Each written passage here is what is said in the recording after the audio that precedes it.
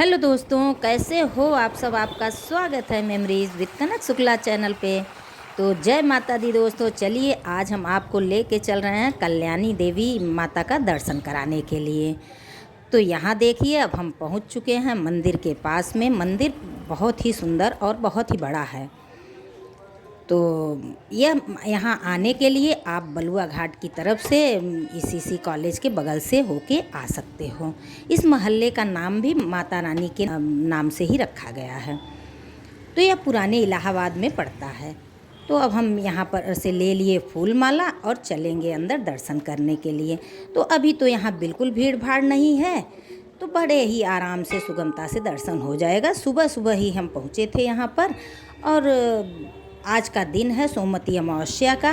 तो सभी लोग आज फेरी लगाने में, पूजा करने में लगे हुए हैं। तो आज यहाँ भीड़ थोड़ी कम है, तो हम सोचे हमें भी दर्शन अच्छे से हो जाएगा और आपको भी हम बहुत अच्छे से दर्शन करा देंगे।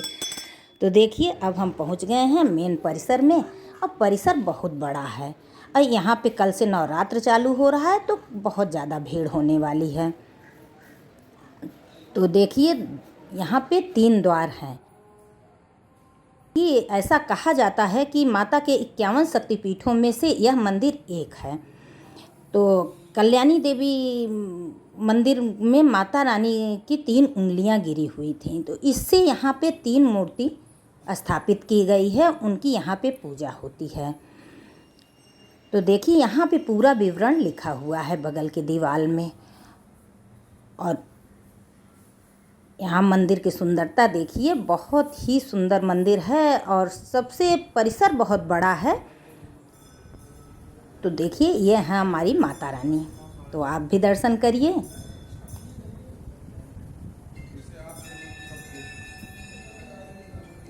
तो यहाँ पे पंडित जी बैठे रहते हैं। अगर आप प्रसाद लाते हो तो वो प्रसाद को चढ़ा के फिर आपको देते हैं। जो भी सोमवती अमावस्या का दिन था। पंडित जी सोमवती अमावस्या के बारे में बता रहे थे। वृक्ष पे सोमवती अमावस्या वाले दिन घट दान भी करते हैं, तो पितरों द्वारा उनको विशेष आशीर्वाद प्रदान होता है। उनके पूर्वज उनको ऊपर विशेष कृपा दृष्टि बरसाते हैं। किसी भी अमावस्या पे घट दान करने से पितृ अवश्य प्रसन्न होते हैं। माताएं सोमवती अमावस्या पे अपने सौभाग्य की रक्षा के लिए, उनके सुख समृद्धि के लिए पीपल पर वृक्ष पर 108 फेरे लगाते हैं और 108 वस्तुओं का वहाँ पर चढ़ावा करके किसी ब्राह्मणों को दान पुण्य करते हैं, जिससे उनकी सौभाग्यवती प्राप्त होने का उन्हें सौभाग्य प्राप्त होता है। ठीक है। तो जब तक आप लोग दर्शन कर रहे हैं, तब तक मैं भी कर लेती हूँ पूजा देवी जी की। और उसके बाद पूरा परिसर आपको घुमाऊंगी। यहाँ मंदिर बहुत बड़ा है और हर जगह देवी देवता स्थापित किए गए हैं। तो यहाँ आके सभी के दर्शन हो जाएंगे। तो जब भी मौका मिले तो एक बार यहाँ ज़रूर आइए आप लोग। माघ के समय में तो यहाँ भारी भीड़ होती है। दूर दूर से लोग आते हैं दर्शन करने के लिए।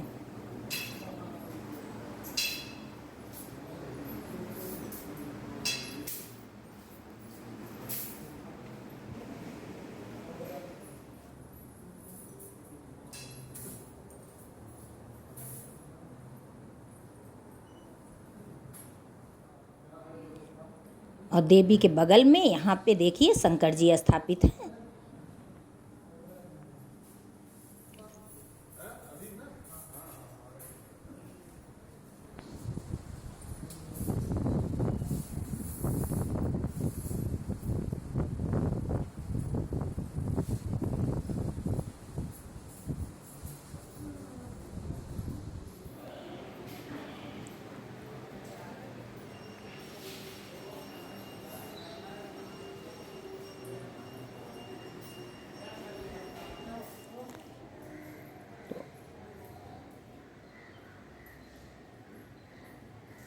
तो ये पूरा परिसर देखिए।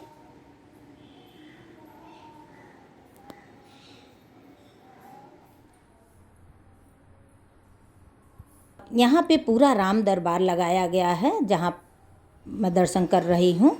तो यहाँ पे राम लक्ष्मण भरत शत्रुघ्न सभी को, और पूरा शिव परिवार है, माता दुर्गा हैं, सभी की मूर्ति यहाँ पे स्थापित है।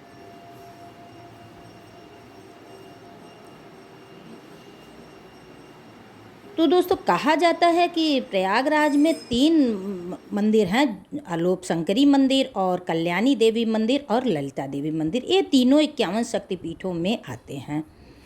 तो मैंने आलोप शंकरी देवी का दर्शन कराया ही था, अभी एक बार फिर से करा दूंगी नवरात्र महीने में। और यहाँ आप दर्शन कर लीजिए कल्याणी देवी का, और फिर किसी समय ललिता देवी का भी दर्शन ज़रूर कराएंगे।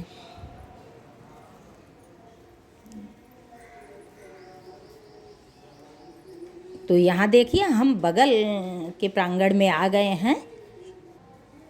तो यहाँ पर भी ऐसे ही छोटी छोटी मंदिर बनाए गए हैं, लेकिन ये कूप है, मनोकामना पूर्ण करने वाला एक कूप माना जाता है। तो यहाँ पे लोग रक्षा सूत्र बांधते हैं अपनी मनोकामना मांग के, तो माता रानी उनकी पूरी करती हैं। और बगल में ही बनाया गया है ये भोलेनाथ का अलग से मंदिर है, यहाँ उनके पूरे परिवार के साथ वो विराजमान हैं। तो वहाँ पर भी हमने दर्शन किया। और देखिए एक ये छोटा सा मंदिर और नीचे उतर के फिर वहाँ पे है। तो ये अगल बगल का लोकेशन देख लीजिए, बहुत बढ़िया है। और मंदिर बहुत साफ़ सुथरा है, मतलब अच्छा लगता है, मन को बहुत शांति मिलती है। तो वहाँ दर्शन करके अब हम चल रहे हैं वही मेन प्रांगण में। तो यहाँ देखिए ये भी परिसर काफ़ी बड़ा है, और यहाँ पे एक हवन कुंड भी बनाया गया है।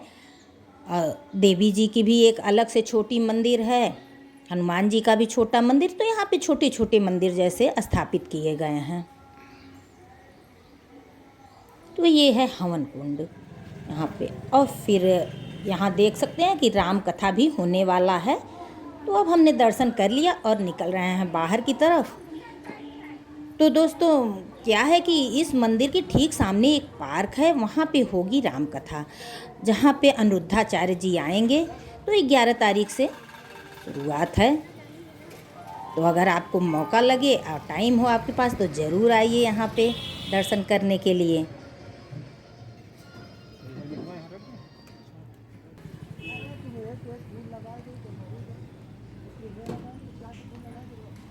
तो अब हमारा दर्शन हो गया और हमने आपको भी पूरा दर्शन कराया, और वहाँ से हम चल दिए आगे की तरफ। तो यहाँ पे बगल में ही एक महावीर मंदिर है। तो यह मंदिर परिसर भी बहुत बड़ा है और बहुत ही सुंदर हनुमान जी की मूर्ति यहाँ पे स्थापित है। तो यहाँ पर आके भी हम लोगों ने पूजा अर्चना की।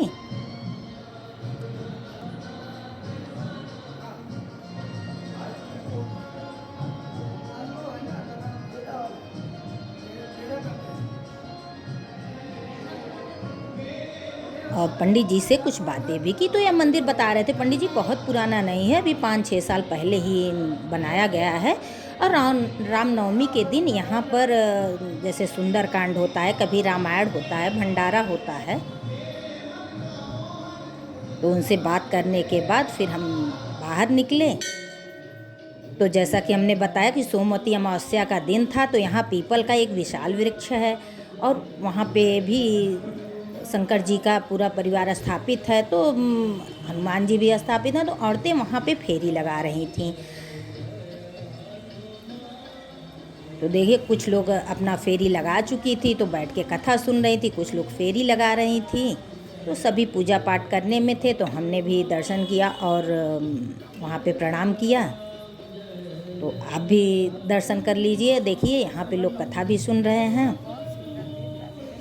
तो दोस्तों वीडियो कैसा लगा? अगर वीडियो हमारा अच्छा लगा हो तो वीडियो पे लाइक कमेंट ज़रूर करिएगा, और चैनल पे न्यू है तो सब्सक्राइब भी कर लीजिएगा।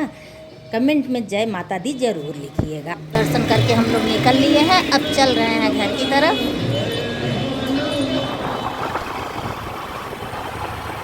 बस अब हम लोग चल दिए घर की तरफ। कल्याणी देवी का दर्शन हो गया, महावीर हनुमान जी का भी दर्शन हो गया। दोस्तों चलिए अब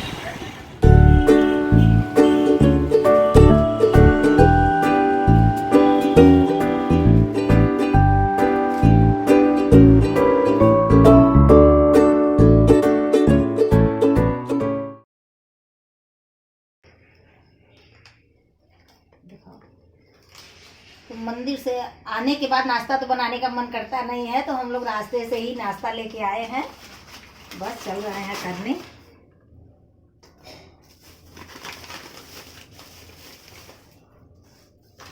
सुबह का नाश्ता सबसे बढ़िया जलेबी और पकौड़ी, तो बस वही लेके आए हैं।